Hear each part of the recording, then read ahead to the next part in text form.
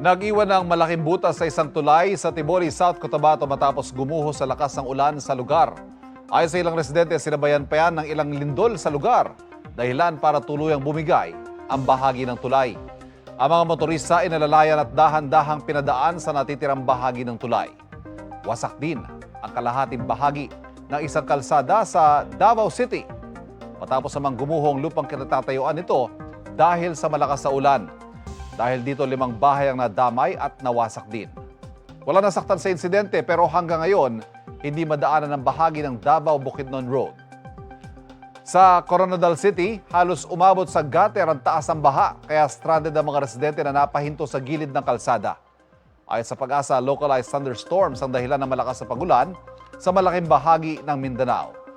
Taliwas naman sa pag-uulang naranasan sa ilang probinsya sa Mindanao, halos matuyo na ang Amro Dam sa Aurora dahil sa tindi ng init ng panahon. Apektado ang tanim na palay ng maraming magsasaka sa probinsya dahil sa kawalan ng patubig.